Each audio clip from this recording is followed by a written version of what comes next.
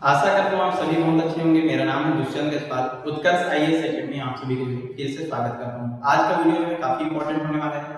हिंदी व्याकरण का एक महत्वपूर्ण टॉपिक है अलंकार। इसके बारे में हम इस वीडियो में पूरे ए टू जेड एक्सप्लेनेशन इसमें करने वाले हैं। आप चाहे कोई भी क्लास से हो, कोई भी प्रतियोगी परीक्षा दिला रहे हो, सारी परीक्षाओं में सारी क्लासेस के लिए ये जो वीडियो है आपके लिए उपयोगी होने वाला है। तो चलिए बिना किसी देरी के आज हमारा वीडियो शुरू करते हैं। वीडियो को जो है ज़्यादा से ज़्यादा शेयर करना है, चैनल पर नए हैं तो जरूर आपको सब्सक्राइब कर देना है। हमारी जो क्लासेस हैं ऑनलाइन ऑफलाइन दोनों रूप से संचालित होती है, दोनों माध्यमों से आप जो हमसे जुड़ सकते हैं। पूरे ट्रिक्स के साथ जो है वीडियो को समझने वाले हैं। आप जो है देखते ही पहचान जाएंगे कि कौन सा जो है अलंकार होने वाला है। तो चलिए वीडियो शुरू करते हैं। सबसे पहला देखते हैं अलंकार का अर्थ क्या होता है। तो यहाँ पर दिया गया है अलंकार। तो अलंकार की यदि हम शाब्दिक अर्थ की बात करें तो अलंकार का शाब्दिक अर्थ होता है आभूषण या फिर गहना। जैसे कि जो स्त्रियां होती हैं, जो नारियां होती हैं, वो क्या करती है, आभूषण पहनती है, गहने पहनती है, जिससे उनकी जो सुंदरता है, उनका जो सौंदर्य है वो बढ़ जाता है। ठीक उसी प्रकार से काव्य में जिन शब्दों का, जिन अर्थों का यदि उपयोग करते हैं और उससे काव्य की जो सौंदर्यता है, सुंदरता है वो बढ़ जाती है, उसी को हम बोलते हैं अलंकार। जैसे यहाँ पर लिखा है कि जिस प्रकार से जो आभूषण है नारी के सौंदर्य को बढ़ाती है, उसी प्रकार से जो अलंकार है काव्य की शोभा को बढ़ाती है। तो यही जो है अलंकार का एक शाब्दिक अर्थ होता है आभूषण या फिर गहना। चलिए आगे बढ़ते हैं। अब यदि इससे परिभाषा की यदि बात करें तो आचार्य दंडी के अनुसार यहाँ पर अलंकार की सबसे सटीक परिभाषा दिया गया है, जो कि बोलता है कि काव्य शोभाकरान धर्मान अलंकारान प्रतिछते। ये जो है आचार्य दंडी के अनुसार भी इसकी परिभाषा है।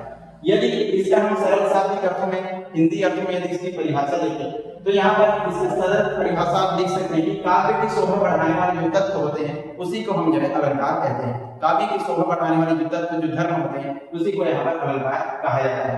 चलिए आगे बढ़ते हैं। यहाँ पर फिर से वही बोला जा रहा है कि जिस प्रकार से जो है गहने जो पहनने से शरीर की सुंदरता बढ़ जाती है, उसी प्रकार से जो है काव्य में जो शब्दों और अर्थों का उपयोग करने से कविता की सुंदरता, प्रभाव और उसका जो चमत्कार बढ़ जाता है, उसी को हम क्या बोलते हैं, उसी को यहाँ पर जो है अलंकार कहा जाता है। आई होप आपको ये सारी चीजें समझ में आ गई होंगी। आगे बढ़ते हैं और इसके बाद देखते हैं अलंकार के भेद के बारे में। कौन कौन से अलंकार के भेद होते हैं, सारी चीजों को जो है बहुत ही बेहतरीन तरीके से समझने वाले हैं। सबसे पहला देखते हैं, यहाँ पर लिखा है कि अलंकार के मुख्य रूप से जो है दो भेद होते हैं, लेकिन आधुनिक समय में जो है तीसरे भेद यानी कि उभय अलंकार को भी यहाँ पर गिना जाता है। यहाँ पर जो है इसका संक्षिप्त विवरण दिया गया है। अलंकार के भेद की यदि हम बात करें तो यहाँ पर अलंकार के भेद दिया गया है।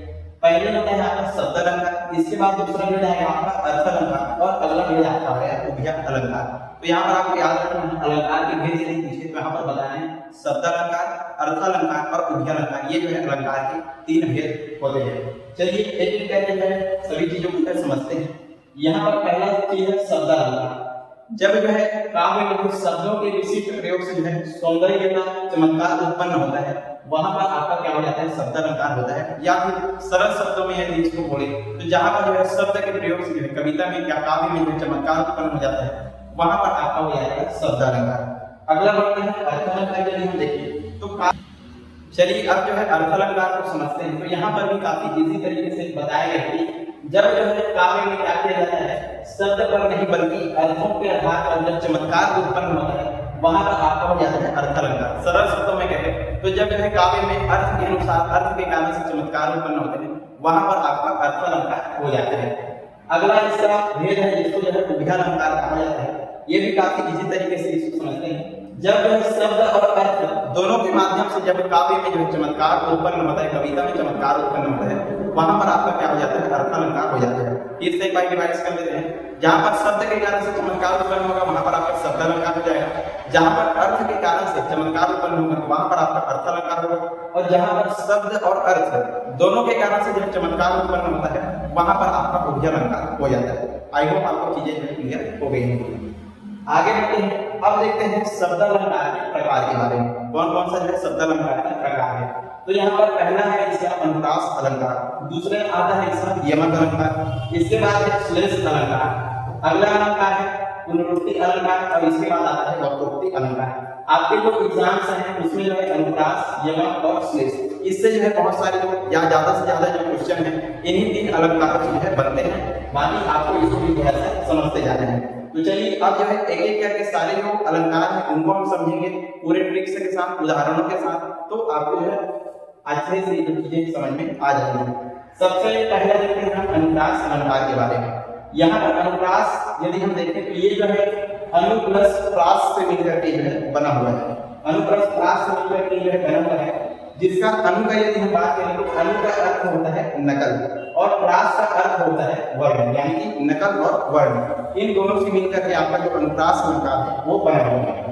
अब चलिए इसका जो है थोड़ा सा परिभाषा यदि हम देखें तो जहाँ पर वाक्य में एक ही वर्ण की आवृत्ति जो है बार बार होती है वहां पर आपका अनुप्रास अलंकार होता है। जैसे कि मैंने आपको बताया अनु का अर्थ होता है नकल, प्रास का अर्थ होता है वर्ण। तो एक ही वर्ण जब जो है बार बार आता है, एक ही वर्ण की आवृत्ति जब बार बार जो है होती है वहां पर आपका कौन सा अलंकार दिया जाता है, वहां पर आपका जो है अनुप्रास अलंकार हो जाएगा।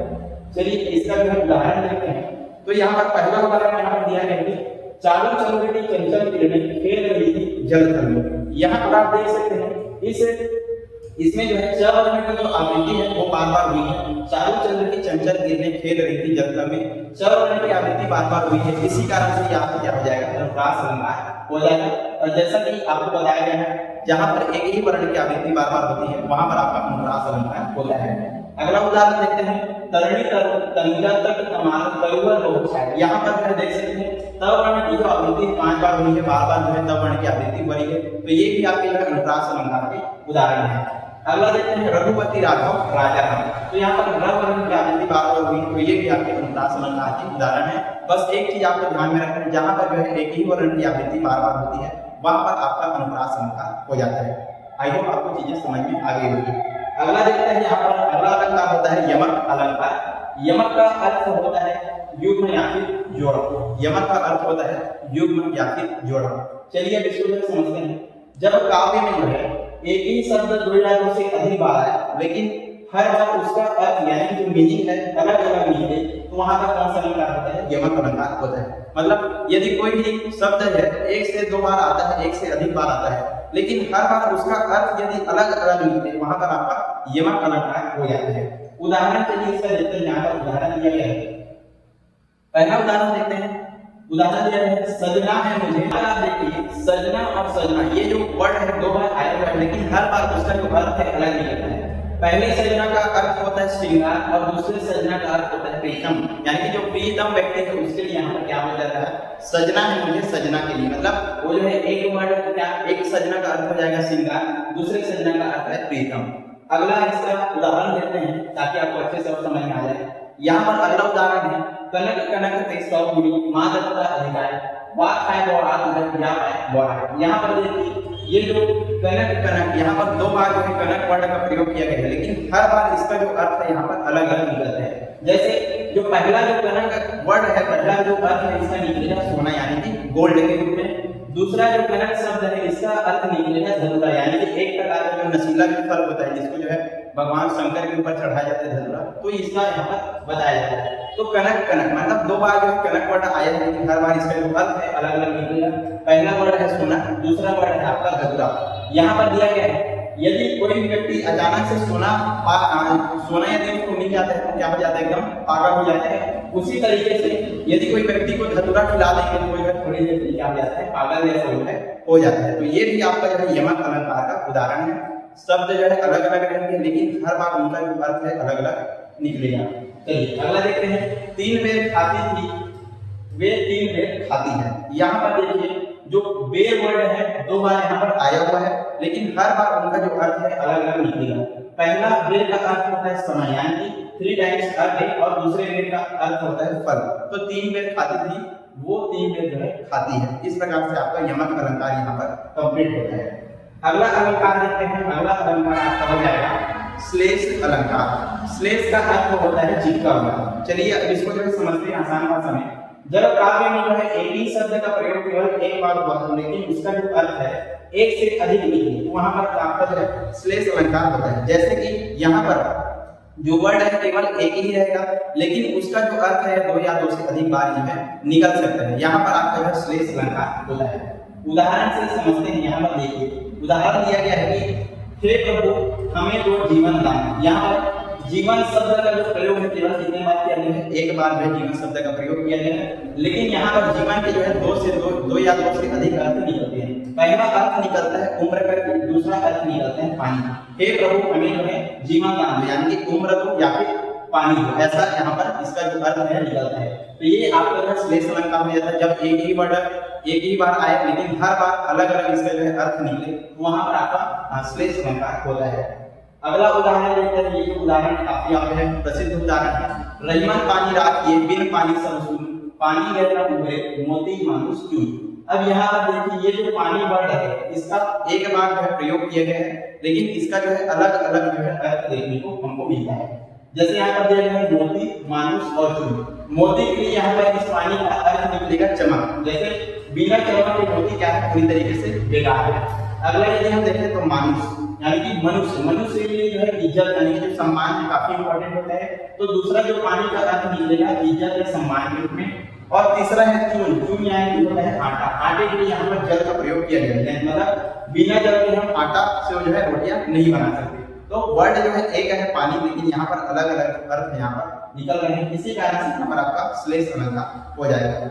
चलिए आगे बढ़ते हैं, अगला अलंकार देखते हैं। अगला अलंकार है पुनरुक्ति प्रकाश अलंकार। जैसे मैंने आपको बताया था अनुप्रास, यमक और श्लेष, यहाँ से जो है आपके काफी जो क्वेश्चंस है वो बनते हैं, तो बिल्कुल इसको जो ध्यान से करके देखें। अगला अलंकार देखते हैं पुनरुक्ति प्रकाश अलंकार। यहाँ पर एक ही अर्थ निकलता है। चलिए इसको समझते हैं। जहाँ काव्य में जो है एक शब्द दो या दो से अधिक बार है किंतु एक ही अर्थ हो, वहां पर क्या हो जाए पुनरुक्ति प्रकाश अलंकार यहाँ पर होता है। भले जो वर्ड है दो या दो से अधिक बार आए, लेकिन उसका जो अर्थ है केवल जो है एक ही निकलेगा, वहां पर आपको समझ जाना है ये जो है पुनरुक्ति प्रकाश अलंकार है। उदाहरण देते हैं इसका। उदाहरण दिया गया है कभी कभी मेरे दिल में ख्याल आता है। तो यहाँ पर जो कभी कभी जो वर्ड है वो जो है दो या दो से अधिक बार आया है, लेकिन उसका जो अर्थ है केवल एक ही है। अगला उदाहरण देखते हैं करत करत अभ्यास से जड़ नहीं हो सुजान। तो ये भी आपके जो पुनरुक्ति प्रकाश अलंकार के उदाहरण हो जाएंगे। आगे बढ़ते हैं, अगला अलंकार देखते हैं। अगला अलंकार है वक्रोक्ति अलंकार, वक्र उक्ति। ये जो है इसको समझते हैं। तो यहाँ पर है जहाँ कविता में जो है वक्ता द्वारा जोड़े जाने वाला जो कथन है जानबूझ करके अन्य अर्थ निकाले, वहां पर आपका क्या हो जाता है वक्रोक्ति अलंकार हो जाता है। वक्ता द्वारा यदि कोई कथन बोला जा रहा है, मैंने आपको बताया कि वक्ता द्वारा कहे गए कथन को यदि जानबूझकर जो है उसका अलग अर्थ निकाला जाता है, वहां पर आपको क्या होता है वक्रोक्ति अलंकार हो जाता है। उदाहरण से यहाँ पर समझते हैं। जैसे यहाँ पर जो है राधा कृष्ण जी का जो वार्तालाप का उदाहरण है यहाँ पर लिया गया है। जैसे कि कौन तुम घनश्याम, यहाँ पर जो है राधा जी कृष्ण जी से पूछते हैं कि कौन हो तुम ऐसा करके, तो कृष्ण जी बताते हैं घनश्याम हम ऐसा करके। तो लेकिन राधा जी यहाँ पर जो है जानबूझ करके उसका अलग अर्थ निकालती है, घनश्याम मतलब बादल ऐसा करके, और वो बोलती है कि जा करके कहीं और पर और जो है बरसों ऐसा करके। तो वक्ता द्वारा कहे गए कथन का जब अलग जानबूझ करके जो है अलग अर्थ निकाला जाता है, वहां पर आपका वक्रोक्ति अलंकार होता है।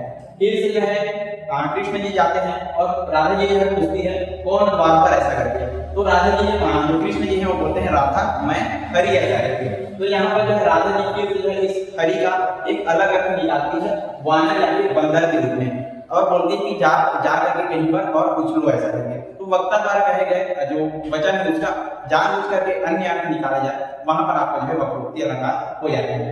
चलिए अगला देखते हैं। अब जो है हम जो है शब्द अलंकार के पूरे प्रकारों को अच्छे से उदाहरण से समझ गए। अब देखते हैं अर्थ अलंकार के प्रकार के बारे में। पहला यहाँ पर आ जाएगा उपमा अलंकार, इसके बाद हो जाएगा रूपक अलंकार, थर्ड आपका होगा उत्प्रेक्षक अलंकार, अगला हो जाएगा मानवीकरण अलंकार, इसके बाद है अतिशयोक्ति अलंकार, और उसके बाद है संदेह अलंकार। इसमें भी आपका जो उपमा रूपक उत्प्रेक्षक और मानवीकरण से जो है काफी सारे जो क्वेश्चन है वो बनते हैं, तो इसको भी आपको थोड़ा सा ध्यान देना। चलिए एडिट करके फिर से समझते हैं। और यदि आपको जो वीडियो पसंद आ रहा है चैनल को जो जरूर बिल्कुल जो है सब्सक्राइब कर दीजिएगा, ज्यादा से ज्यादा जो है वीडियो को शेयर करिएगा। पहला अलंकार यहाँ पर देखते हैं उपमा अलंकार। इसको समझते हैं। जब जो है काव्य में किसी व्यक्ति या वस्तु की तुलना किसी दूसरे प्रसिद्ध वस्तु या व्यक्ति से की जाती है, तो वहां पर क्या होता है आपका उपमा अलंकार होता है। यहाँ पर जो है एक वस्तु की तुलना दूसरे वस्तु से या एक व्यक्ति की तुलना दूसरे व्यक्ति से की जाती है, वहां पर जो है आपका उपमा अलंकार हो जाता है। चलिए इसका उदाहरण यहाँ हम देखते हैं।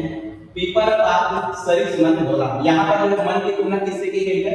पीपल के पत्तों से की गई है। जैसे जैसे आप सभी लोग देखे होंगे हवा चल रही है, जो पीपल के जो पत्ते हैं वो हिलने लगते हैं, वैसे वैसे हमारे मन में भी अलग अलग प्रकार के जो विचार में आते रहते हैं और हमारा मन भी जो है इधर उधर जो है हिलता डुलता रहता है, मतलब इधर उधर जो है भगता रहता है। तो उसी को यहाँ पर जो है पीपल पात सरिस मन बोला के उदाहरण से समझाया गया है। जो मन की तुलना किससे की गई है? पीपल के पत्तों से की गई है। यहाँ पर आपके लिए एक ट्रिक है, इसके लिए उपमा अलंकार की यहाँ पर ट्रिक दिया गया है कि कैसे आप इन चीजों को पहचान सकते हैं। जब भी आपको सा, से, सी, समान, सरिस और सम ऐसे वर्ड देखने को मिल जाए तो वहां पर आपको पता चल जाएगा कि ये जो है उपमा अलंकार है। इसी उदाहरण में देख सकते हैं सरिस वर्ड का यहाँ पर प्रयोग किया गया है, ये भी इसका पहचान आप है इस प्रकार से कर सकते हैं।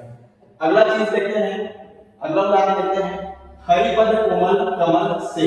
यहाँ पर भी से आ गया है, ये भी आपका एक ट्रिक बन सकता है, इस प्रकार से आप इसको पहचान सकते हैं। यहाँ पर भगवान के चरणों की तुलना किससे की गई है? कमल के फूलों से की गई है। और मैंने आपको बताया जहाँ पर जो है एक वस्तु या एक व्यक्ति की तुलना दूसरे वस्तु या व्यक्ति से की जाती है, वहां पर आपका उपमा अलंकार है। तो हरिपद कोमल कमल से मतलब भगवान के चरणों की जो तुलना किससे की गई है? कमल के फूलों से की गई है। तो ये भी आपका जो है उपमा अलंकार हो जाता है।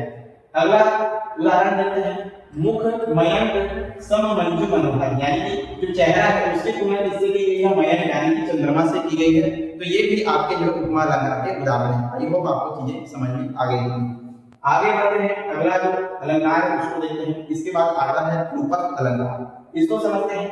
जहां कविता में उपमेय और उपमान की भेद निकाल दिया जाता है, अर्थात दोनों को एक ही कर दिया जाए, वहां पर रूपक अलंकार होता है। जैसे कि उपमा अलंकार में जो है तुलना किया जाता था, रूपक अलंकार में इस भेद को जो है मिटा दिया जाता है। तो वहां पर आपका कौन सा अलंकार होता है? रूपक अलंकार होता है।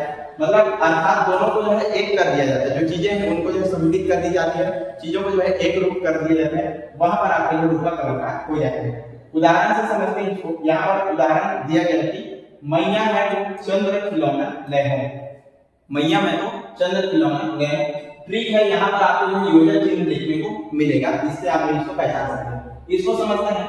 यहाँ पर जो बालक कृष्ण है चंद्रमा को खिलौना जैसा नहीं बल्कि चंद्रमा को ही क्या मानते हैं? खिलौना जो है मान रहे हैं। तो ये है आपका रूपक अलंकार। मतलब जो तुलना करने का जो चीज है उसको यहाँ पर हटा दी जाती है, चीजों को जो है एक रूप जो है कर दिया जाता है। यहाँ पर भगवान जो कृष्ण है चंद्रमा को खिलौना जैसा नहीं बता रहे हैं, बल्कि चंद्रमा को ही क्या बता रहे हैं? खिलौना जो है मान रहे हैं। तो यहाँ पर आपका रूपक अलंकार हो जाता है। अगला उदाहरण देखते हैं चरण कमल बंदम हरियाई। मतलब यहाँ चरणों को कमल के समान नहीं कहा जा रहा है, बल्कि चरणों को ही क्या मान लिया गया है? कमल मान लिया गया है। ये भी आपके जो है रूपक अलंकार के उदाहरण हैं। तो इस तरह से आप है इसको समझ सकते हैं। और मैंने बताया यहाँ पर आपको जो योजक चिन्ह है देखने को मिलेगा, इससे आप जो पहचान सकते हैं ये जो है रूपक अलंकार है। अगला बढ़ते हैं, अगला अलंकार लेते हैं उत्प्रेक्षा अलंकार। जहां पर जो है काव्य में उपमेय में उपमान की संभावना की जाती है, वहां पर क्या हो जाता है? उत्प्रेक्षा अलंकार जो है होता है। उपमेय में उपमान की संभावना की जाती है, वहां पर आपका उत्प्रेक्षा अलंकार होता है। उदाहरण से इसको समझने का प्रयास करते हैं। पहला उदाहरण दिया गया है मुख मान चंद्र, मतलब यहाँ मुख को जो क्या माना गया है? चंद्र जो है माना गया, चंद्रमा माना गया। संभावना की गई है, जहां पर संभावना प्रकट की जाती है वहां पर जो उत्प्रेक्षा अलंकार होता है। मतलब मुख को जो है चंद्रमा माना गया है, संभावना यहाँ पर की गई है। अगला उदाहरण देखते हैं अति कटु वचन कहत कैकेयी मानहु मन जरे परदेही। इसको समझने का प्रयास कीजिएगा। यहाँ पर जो कैकेयी के जो वचन है, कड़वे जो वचन है, उसको सुन करके ऐसा लग रहा है मानो जले पर जो है नमक छिड़क दिया गया हो। तो ऐसे यहाँ पर जो है बताया जाता है। और इसका भी एक ट्रिक है, यहाँ पर मानो मन मन जानो जन्म जन्म, यदि इन सारे वर्ड्स का यदि प्रयोग किया जाता है वहां पर आपका कौन सा अलंकार हो जाता है? उत्प्रेक्षा अलंकार यहाँ पर हो जाता है। इसको भी थोड़ा सा आप ध्यान रख सकते हैं। तो यहाँ पर देखिए माना हो, ये सारी चीजें हैं, इनका प्रयोग किया गया है। अगला देखते हैं उस काल के हमारे क्रोध के तन कांपने लगा। मानो वर्ड यहाँ पर फिर से यूज किया गया है। मान हवा के जोर से सोता हुआ सागर जाएगा। तो ये भी आपका एक उत्प्रेक्षा अलंकार होता है। इसमें जो है में मान की जो संभावना है यहाँ पर प्रकट की जाती है। अगला अलंकार देखते हैं मानवीकरण अलंकार। काफी इसी तरीके से इसको जो समझने वाले हैं। जहां कविता में प्रकृति का चित्रण मानव जीवन के रूप में किया जाता है, वहां पर कौन सा अलंकार होता है? वहां पर आपका मानवीकरण अलंकार हो जाता है। उदाहरण देते हैं मेघ आए बड़े ठन मन की समर के। यहाँ पर जो बादल यानी कि जो मेघ है उनको एक दमान या अतिथि के रूप की तरह ठन मन और सज समर करके आते हुए दिखाए गए। मतलब जो प्रकृति का जो चित्रण है मानव जीवन के रूप में यहाँ पर किया जाता है, वहां पर आपका जो मानवीकरण अलंकार होता है। तो मेघ आए बड़े ठन मन की समर के, जो मेघ है जो बादल है उनको जो है अतिथि के रूप में यहाँ पर बताया जा रहा है और वो जो है बिल्कुल सज संवर के जो है ठन बन के आ रहे हैं। लेकिन सजना संवरना किनका काम है? इंसानों का काम होता है। लेकिन यहाँ पर जो है मेघों के साथ तुलना की गई, इसी कारण से क्या हो जाएगा आपका मानवीकरण अलंकार हो जाता है। अगला अलंकार देखते हैं। अगला अलंकार है आपका अतिशयोक्ति अलंकार। जहां कविता में किसी कथन का बहुत बढ़ा चढ़ा करके वर्णन किया जाए वहां पर इसको क्या बोलते हैं? अतिशयोक्ति अलंकार। नाम से स्पष्ट है, जहां पर जो है इसका जो वर्णन है किसी भी चीज का वर्णन है एकदम बढ़ा चढ़ा कर किया जाता है, वहां पर आपका अतिशयोक्ति अलंकार हो जाता है। उदाहरण देखते हैं। इसका उदाहरण है, आगे नदियां पड़ी अपार, घोड़ा कैसे उतरे पार, राणा ने सोचा इस पार तब तक चेतक था उस पार। यहाँ पर जो है एक राणा प्रताप की घोड़ा चेतक के बारे में यहाँ पर बताया जा रहा है कि आगे जो है काफी जो है नदी जो है बह रही थी और ये जो है एक तरफ खड़े थे और नदी को पार करने का सोच रहे थे। कौन? राणा जो है सोच रहा था। लेकिन तभी सोचते सोचते अचानक जो घोड़ा है वो कूद करके या उछल करके उस नदी को पार कर लेता है। तो यहाँ पर चीजों को जो है काफी बढ़ा चढ़ा करके जो बताया जाता है, तो इसी को क्या बोला जाता है? अतिशयोक्ति अलंकार जो है कहा जाता है। एक उदाहरण यहाँ पर जो है और लिया जाता है। एक उदाहरण लिया जाता है, जब है भगवान हनुमान जी जब लंका गए थे तो वहां पर भी इसका उदाहरण लिया जाता है कि उसकी पूंछ में जो है आग लग ही नहीं पाई थी और पूरी जो लंका है, पूरी लंका जो सोने की जो लंका है जो है जल करके पूरी तरीके से राख हो गई थी। अब आप ही जो है सोच सकते हैं यदि पूंछ को जलाएंगे ही नहीं तो कैसे वो जो है आग लग जाएगा। तो जब जो है चीजों को बढ़ा चढ़ा करके बताया जाता है वहां पर जो है आपका अतिशयोक्ति अलंकार होता है। इसको जो है याद रखिएगा। आगे देखते हैं। अगला अलंकार है संदेह अलंकार। मतलब जहां कविता में संदेह की स्थिति बनी हो वहां पर आपका जो है संदेह अलंकार हो जाता है। और ट्रिक है इसका, ट्रिक से मतलब याद करके यहाँ पर आपको जो चीजें देखने को मिल जाएगी। जैसे उदाहरण से यहाँ पर समझते हैं, साड़ी बीच नारी है कि नारी बीच साड़ी है, साड़ी ही नारी है कि नारी साड़ी है। मतलब यहाँ पर जो है संदेह की स्थिति बनती है, मतलब समझ ही नहीं आ रहा है कि साड़ी है कि नारी है। मतलब साड़ी के बीच में नारी है या नारी के बीच में जो है साड़ी है। तो इस तरह की जब स्थिति बनती है वहां पर आपका क्या हो जाता है? संदेह अलंकार यहाँ पर हो जाता है। अगला अलंकार है आपका, ये जो है उभयालंकार है। उभयालंकार का यहाँ पर उदाहरण दिया गया। उभयालंकार क्या है? जहाँ पर शब्द और अर्थ दोनों के माध्यमों से जब चमत्कार उत्पन्न होते हैं वहां पर आपको उभयालंकार हो जाता है। इसका यहाँ पर उदाहरण देख सकते हैं, कजरारी अखिया में कजरारी न लखा। मतलब यहाँ कजरारी शब्द की आवृत्ति से शब्द अलंकार है और जो है सुंदरता का वर्णन से क्या है? आंखों की सुंदरता का वर्णन से यहाँ पर अर्थ अलंकार है। मतलब हमने जो उभयालंकार में समझा था शब्द और अर्थ दोनों के माध्यम से जब चमत्कार उत्पन्न होते हैं वहां पर आपका जो है उभयालंकार हो जाता है। और यहीं पर आज हमारा जो वीडियो है यहीं पर समाप्त होता है। हमने काफी बेहतरीन तरीके से जो अलंकार है सारी चीजों को है बहुत अच्छे तरीके से समझा दिया। आई होप आपको सारी चीजें अच्छे से समझ में आ गई होगी। वीडियो पसंद आए तो लाइक करना, ज्यादा से ज्यादा शेयर करना और चैनल पर नए जरूर आपको सब्सक्राइब कर देना। हमारी क्लासेस जो है ऑनलाइन ऑफलाइन दोनों रूप से संचालित होती है, दोनों माध्यमों से आप जुड़ सकते हैं। चलिए आज तक इतना ही। Thank you so much.